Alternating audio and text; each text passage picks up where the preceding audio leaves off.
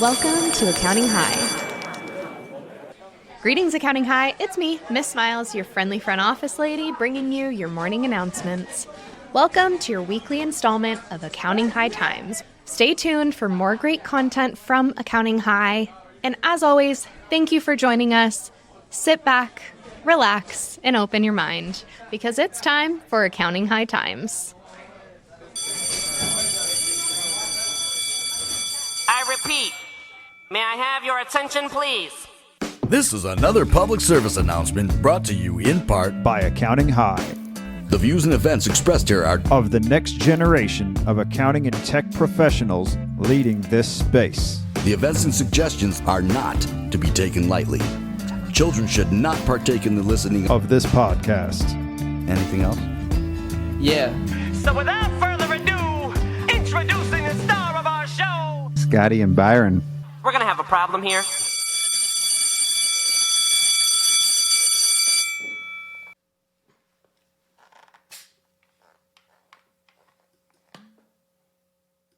We're coming to you live from the Varsity Tips Center. This is a pre-recording of the Final Four results show for the ABC tournament. We've got Byron, Patrick, and myself here today. What's up, homie? Not much, brother.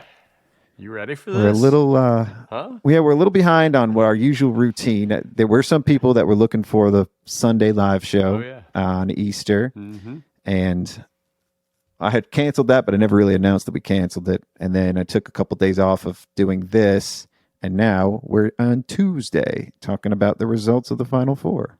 That's it. Highly anticipated. I received an email overnight. Somebody like going to the site looking to vote for the championships. The excitement and enthusiasm to vote is out there. So on December 20th, I think it was, maybe 10th. It was 20th. When we came up with this idea, did you ever imagine that the Final Four would have turned out like this? Like all the teams in the Final Four, all four of them. No. I think, there were some clear incumbents that the nominations some of the nominations surprised me, but others were what I anticipated. And then, I kind of expected the brackets to kind of follow the enthusiasm in the nominations, but no, this was the teams that played. So I probably might have said Gusto. Like Gusto was a favorite, a darling from the beginning, but they ended up being a 5 seed. So as a 5 seed, I wouldn't have thought they made it to the Final Four. I mean, maybe. But Uncat, wildest dreams. Couldn't have scripted that as the underdog Uncat with also a name that sounds like a mascot. It's just perfect. Well, and, I the one thing that did play out the way I expected it to was the teams or the brands or vendors or whoever it may be that went really grassroots and promoted and pushed. I think there was clear, obvious evidence of those who really were invested in, continuing through the brackets. And talk about grassroots and just keeping it like a close race between Lozanis and Stats. Like first, both of them making it was triumphant. Like to have passed Cloud and Earmark, because those were sort of the favorites going into it for the Final Four. Yep. I would have never ruled the two of them out, but it was tenacious the way that they attacked it when it was time and when they needed to in the Elite Eight. And then the Final Four, the way they both came at it all week leading up to Sunday. So for anybody that wasn't paying attention, it was the score itself throughout the whole week was so close. I don't know how it was possible for it to be that close consistently. consistently within a couple of votes almost the whole time. I think the halftime score, Future Firm was up a little bit at halftime when I posted the halftime score, and then Stats pulled ahead, and then it became a tie again, and then Future Firm went up again, and then it was a tie again, and then when I went to bed on Friday, it was a tie. Yeah, and It was it tied. had been literally that most of Friday. They were like tie. There were like 14 ties on Friday. 14 ties. And I want to get into their matchup and what happened during the week, but let's reveal the Gusto and Uncat matchup. So Gusto going up against Uncat. We all know Gusto didn't necessarily promote this that much. You know, Will would talk about it some, but not really. He didn't even make a post dedicated to it. And Gusto's just like, you know, I guess maybe they're too big for us at this point. They had they're too big to be talking about their this. Gusto Piggy bracket challenge going. So that's right. They did their own bracket challenge. They maybe didn't want to pay attention to this one. So we've got the results displayed of the Gusto Uncat matchup. And Gusto was up all week. So what I was saying was they didn't really promote it, and up by at least 20, 25, sometimes 30 all week. But we knew, don't count Uncat out ever. Yep. Because going into Saturday, every time, never fails, they're down, and then 100 votes over the weekend sometimes.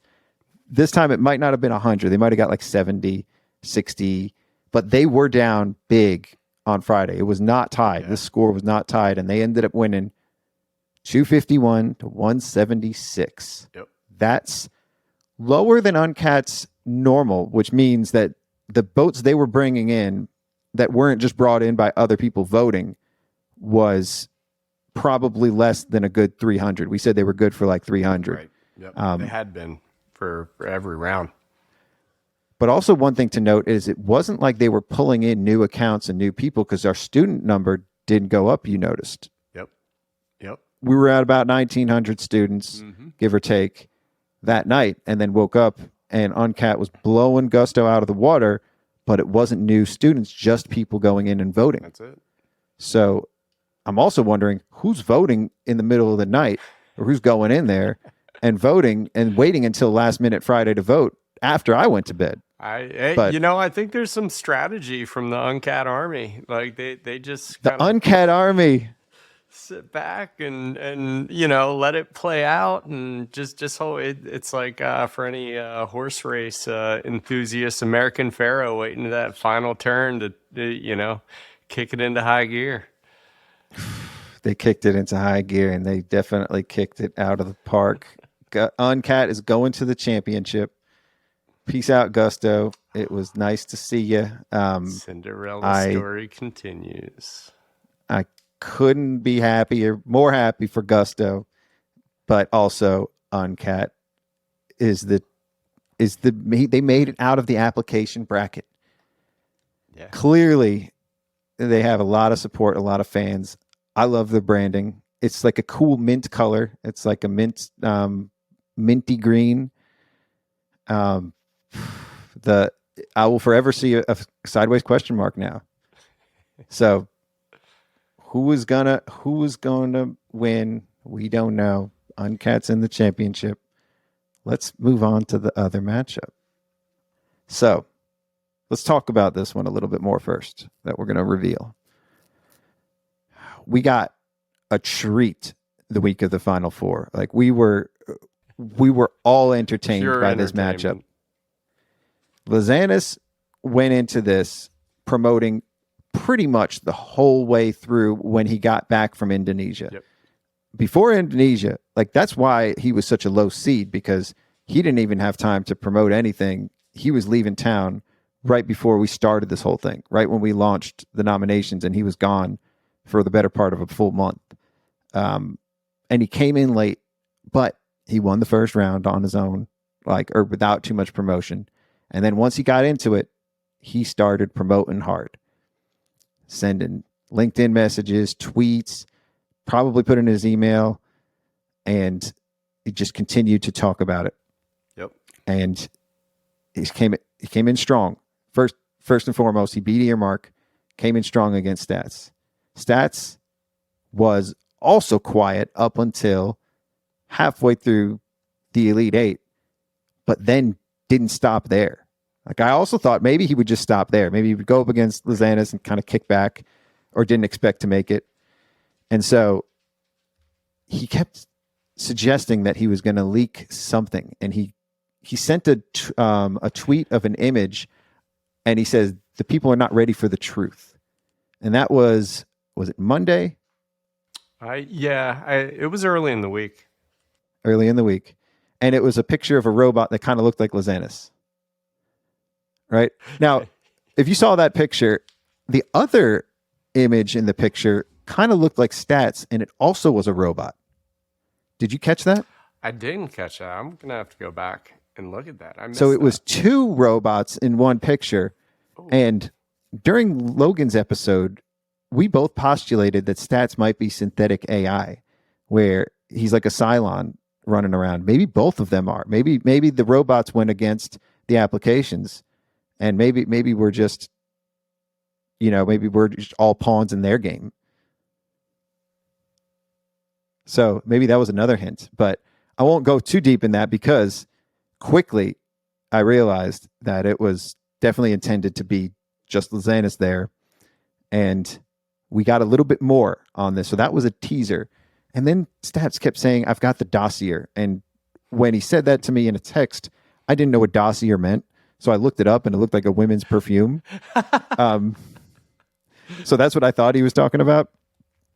And then I realized, okay, no, it's also like it's sort of like a document that would be revealed. Right. Like, that's what he was talking about. Sure. And he was threatening the Lozanis papers. What did you think was happening with this? Oh man, I didn't even know. I knew it would be entertaining, but in true, Stats form, he just went in a lane that I couldn't have imagined in my wildest unpredictable dreams. And oh God, did I love it. So I took the kids to see the Mario movie on Thursday night. Nice. And when I got back from the movie, I saw a text with that tweet.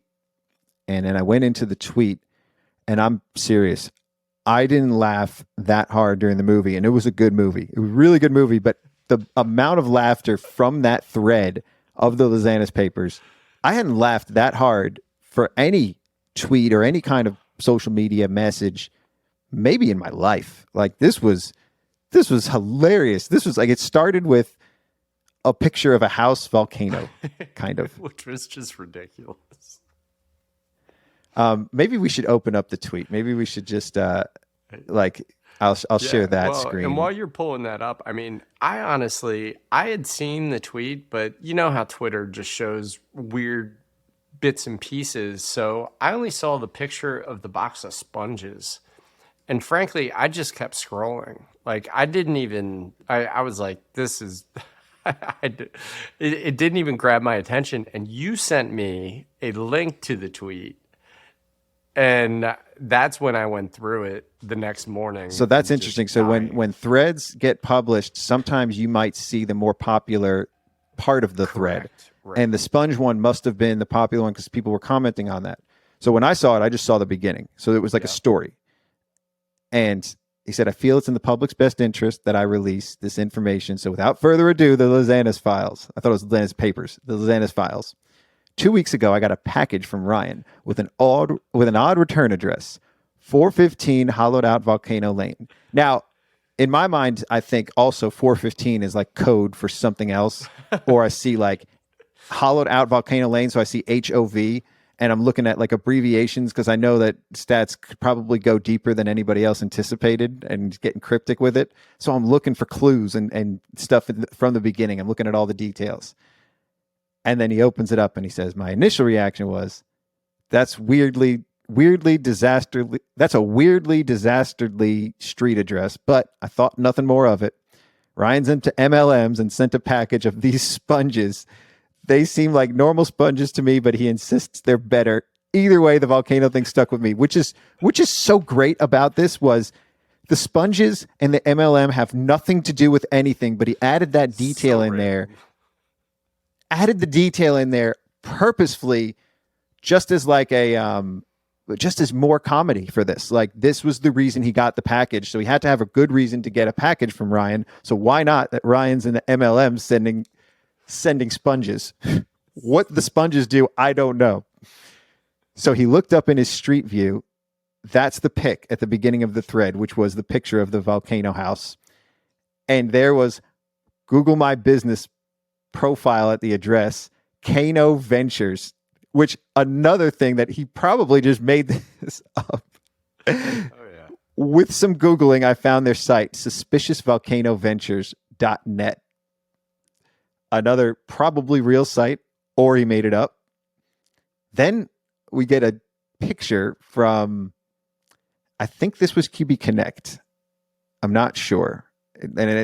So we've got Ryan and Stats at a table, and everybody else's faces are sort of blurred out, but then you see a little image, Chad Davis, but he's still blurred out. He's still blurred out, but it's in there. This might have been during ZeroCon. I think I remember when they were all going to eat, and he says, again, seems weirdly ominous, but Ryan and I are mates. Here, we are hanging out at a conference. I have a lot of respect for him, and we've always got on well. But something about that night had stuck with me. Something that just seemed off. And when you look at the picture, there's something you don't notice on the first picture, but then he points it out on the second one. There's a little green extension cord coming out of Ryan's chair. You'll notice the green thing on the ground here. It's actually an extension cord. That night when we left ZeroCon Wrap Party, we went to dinner. During the whole walk, Ryan kept asking how much further it was and saying he was tired and muttering about his batteries. That night, he had a heavy-duty 30-foot long extension cord hanging from his belt loop. When we got to the restaurant, he had a terse conversation with the waiter, something about Canadian power outlets. And he told us he had to charge his phone, and that was the end of it. Another, like, too much detail for this story, but perfect because it's the Lozanis papers, right? Like, all the detail going into that. Oh, yeah. And then he pulls a clip that Ryan has from Future Firm Accelerate. And you basically just see two cuts in the picture. And I didn't really think anything of it. You know, I saw that, and he says, did you see it right before the crop in? And then the next tweet in the thread shows a close-up and a slow-mo of the crop in, and it's a hand with an extension cord. When I saw this in the thread, I just died.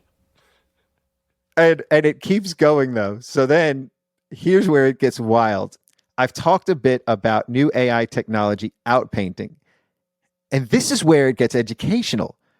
So it lets you take an image and AI paints outside the boundaries of the image to see what's just out of shot. Well, you'll never believe what's just out of frame in this shot. And then we get a picture of Lozanis wearing, I don't know what this is, but it looks like robot feet and a volcano in the background and a set with lighting and everything. And it clearly shows like the thing being plugged in. Oh, yeah. And then the next one. What does this all mean? It's hard to say. But things we know for sure. One, I love this too, because this is definitely like documentary and papers. Here's the things we know for sure. And then the ominous music plays. Ryan has to be plugged into a Canadian wall outlet. 2, runs a shell corporation called Volcano Ventures. 3, and lives in a hollowed out volcano. Ryan's waiting on me to get back to him about whether he can run Spongeway Party at my house. But it's safe to say that the release of the Lozanis papers, I'm going into hiding effective immediately until we know what we're dealing with here. And then he showed a text. And everybody pointed out the text because they said Ryan has an Android. But he doesn't. He's an iPhone. So this must have been from Ryan's burner phone. But that's what everybody was pointing out. That was like what they noticed. And then he put the image of the matchup.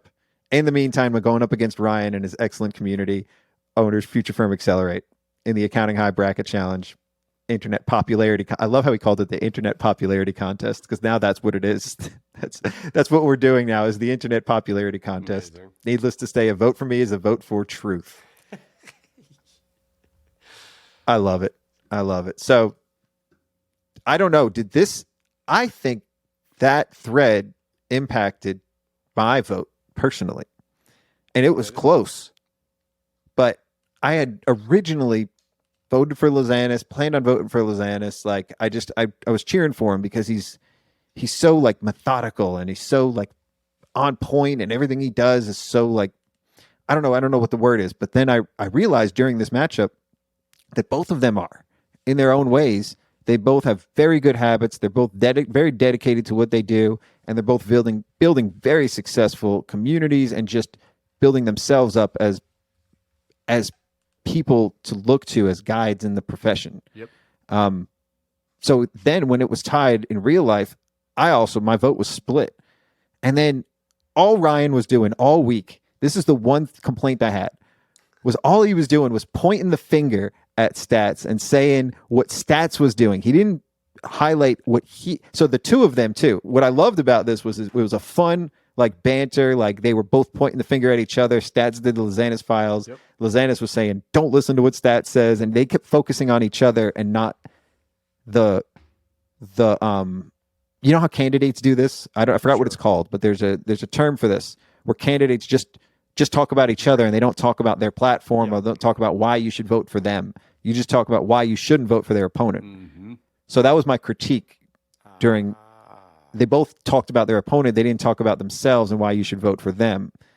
But because they both did it, and then Stats just obviously put a ton of effort into this Lozanis files, he had to get my vote. And I did think my vote definitely mattered. But I also woke up on Saturday.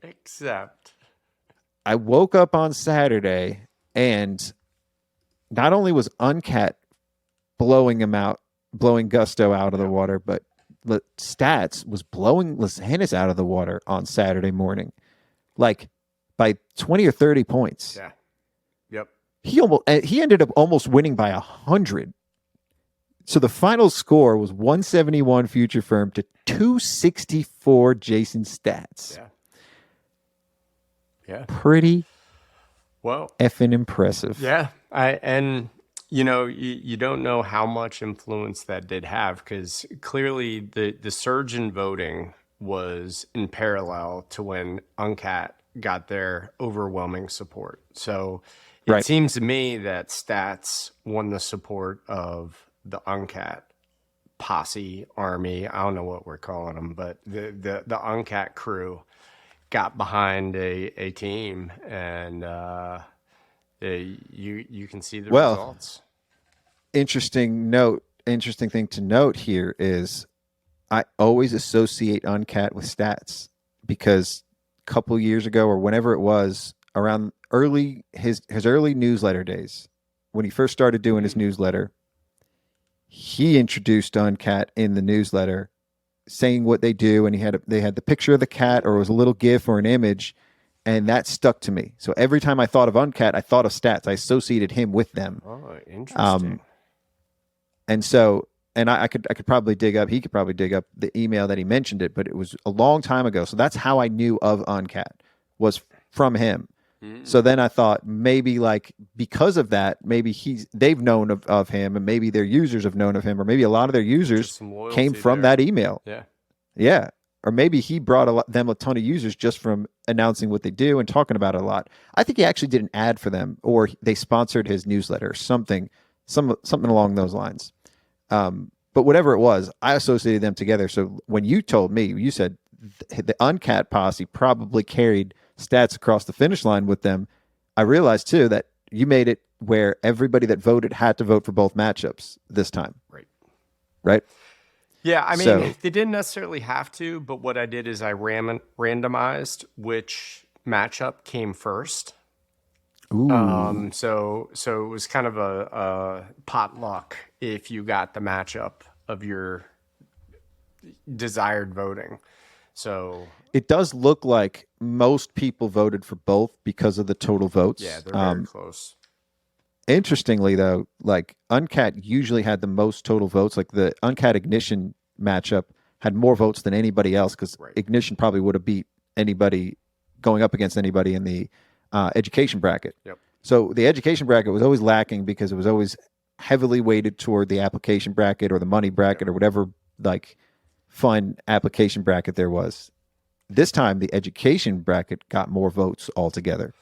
Yeah, well, and I mean, I think that's part of this being a first year. Like we've learned a lot, and you know, I think there's things that we'll iterate on, which kind of brings us to maybe a little bit of the format of our championship voting, which is about to be released. So, you know, one of the things that we would love is feedback on, you know, how you've enjoyed it, how much, you know, what else we could do to improve it, and these types of things. So what we are doing is including a survey, and that survey will help to increase your odds to win that trip to Hawaii. So we've been quiet about the trip, and I purposefully have been quiet about it because I wanted this to kind of carry the weight on its own, and I wanted the tournament to be the center of the attention of people voting, and not just because they can win a trip.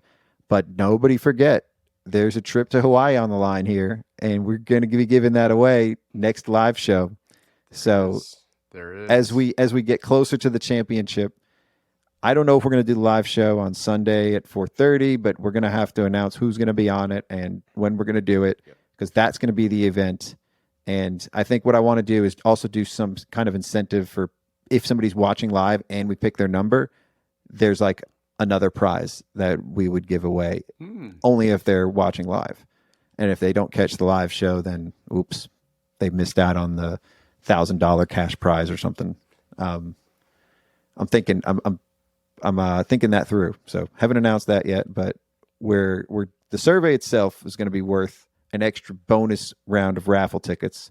Bonus, big bonus, because even if when you're in the survey, there's more bonus if you expand on some of your answers. Because we need this feedback loop to make this tournament better next year. We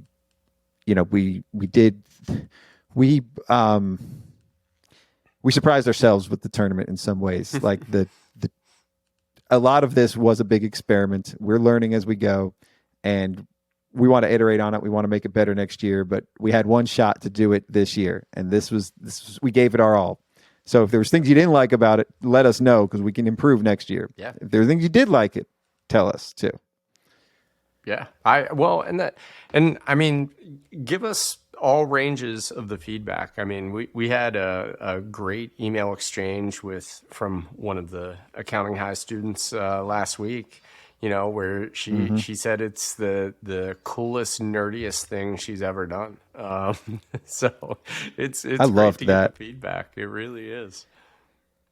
I love the positive feedback. Honestly, I could do without the negative feedback, but we need it so we can improve. But man, when people come to us and say, this is the coolest thing I've ever seen, like I've been getting so much like compliments about this. And every time I talk to somebody, this is like one of the first things that come up.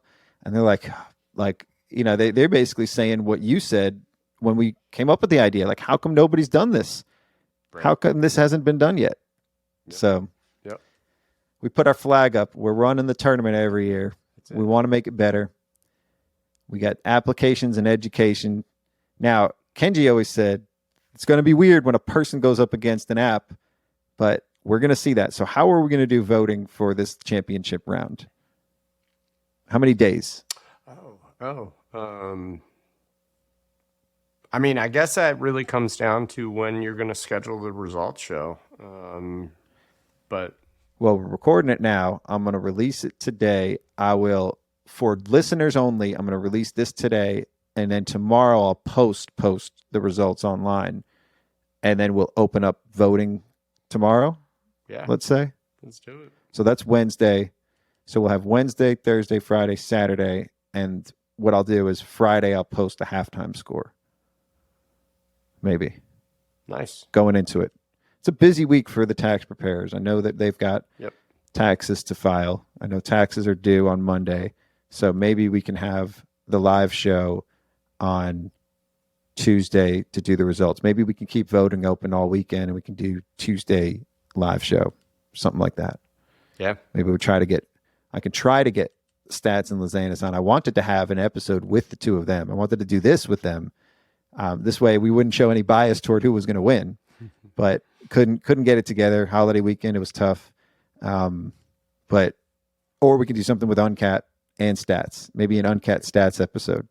That would be dope too, because they're the two in the championship. Yep. For the winner of this, so now that we have two people potentially, now we have two people, we narrowed it down to two.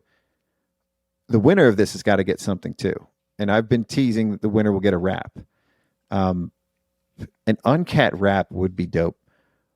Or I could wrap this whole tournament as like, I could talk about the whole tournament in a wrap, and that's the wrap, is like the documentary, or that wraps up the documentary as a wrap, because it's just Uncat and Stats rhymes. Like there's the syllable is the same there. So the Uncat wrap, Stats wrap, like I could just do a wrap for the championship. I don't know. I've got a lot of ideas there, and I'm one thing at a time. I just finished another wrap that I'm going to tease at the end of this.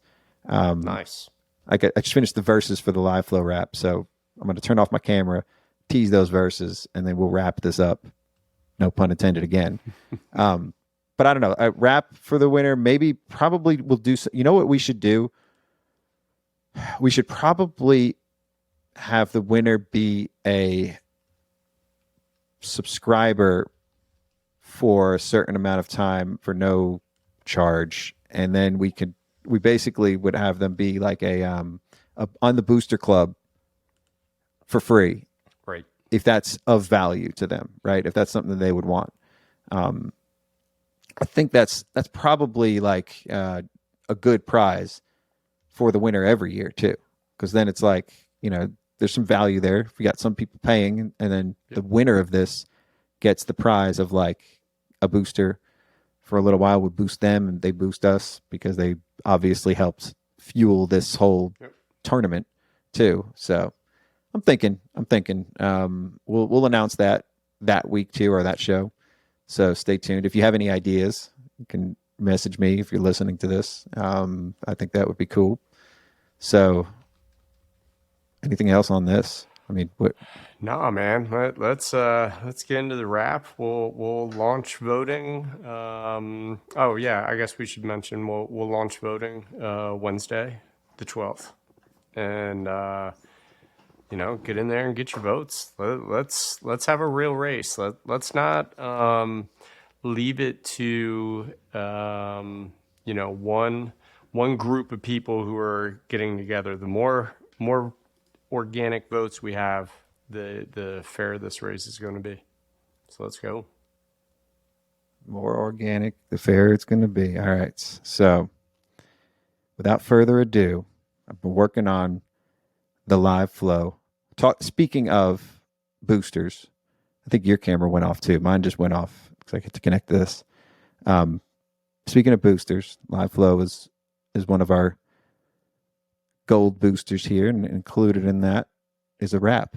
So I just finished the verses for the live flow wrap. I'll play them right now. You ready? I don't hear your C now. Go. What happened? Let's go. Yeah, I dropped off, but I'm here. You hear this? Yeah, it's kind of quiet. Workflow restraint sheets out a date, creating daily time.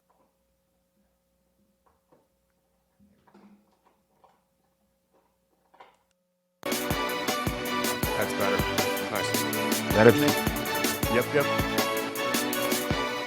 Workflow restraint sheets out of date, creating daily time constraints in case you misplace data, chasing clients as they run away. It's safe to say it only takes a few minutes to copy paste. When you finish, you wasted days as you delicately navigate. You comb through and hope cells don't break and make sure no mistakes were made. Ain't up to date, you changed the date, but now you're in the wrong decade. So LiveFlow came to save the day, upgrade old ways and change the game. The time you saved created space to double your entire client base. No trouble raising your compliance rates, eliminate migraine headaches. They integrate with live updates, so no more copy, no more pace. The data you consolidate stays up to date when not awake. Explain a way to take the same template you made the other day. Just duplicate, don't recreate. They pave the way to plug and play. They elevate amazing ways as they upgrade and iterate. A no-brainer, favorite, greatest new cloud-based tool to automate. To give a grade, I give an A, and Job would say insanely great.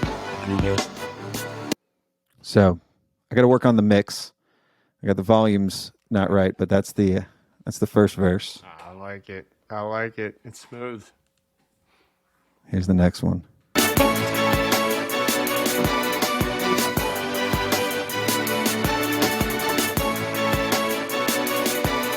Live accurate and efficient, dynamic finance model. It's strategic with your guidance. You'll transform all your compliance in. Import reports the match index, a formula on top of it. Immaculate, you'll drill down to that brand new flash report template. Whoever having problems with inaccurate reports you built, just holla at the LiveFlow team and autopilot all of it. Capacity constraint, blame it on trouble, finding new talent. Consolidate your P&Ls for an ultimate report package. Turn static figures seamlessly into interactive narratives. Piece together numbers so easy for your client-centric. Create custom dashboards, never pull that month-end report again. Reduce repetitive basic tasks with this super dope technology. Free templates in their library to modify and meet your needs. Unlock workflows, do more with less, and you'll increase capacity. Tutorials, YouTube how-tos to use the core product. Import all your QBO reports to Google Sheets fantastically. Demos. Demo version. I love it. I'm going to tweak a little bit of it. The verses aren't quite done yet, but the flow is down at least.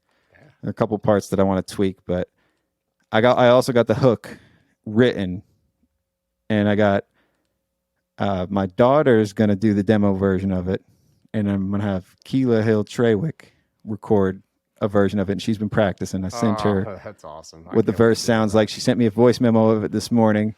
She's practicing. This is out of her comfort zone, but she sounds great. Like just her practicing it sounds awesome. Oh, I can't wait. So Can't wait. this one's going to be dope. This is an iconic song. This is a song that everybody knows. So I got to do it some justice. I don't want it to be too cheesy or too corny of a parody. Like I want it to actually still be like listenable too. So this is a tough one. But yeah, Gonna be great. The LiveFlow rap. Yeah. Nice. All right, homie. Appreciate you. brother. We'll keep this train going of a tournament, and I'm gonna post this episode up and tell people if you want to hear the results, you're gonna have to listen. Let's go. LSG. All right, appreciate you.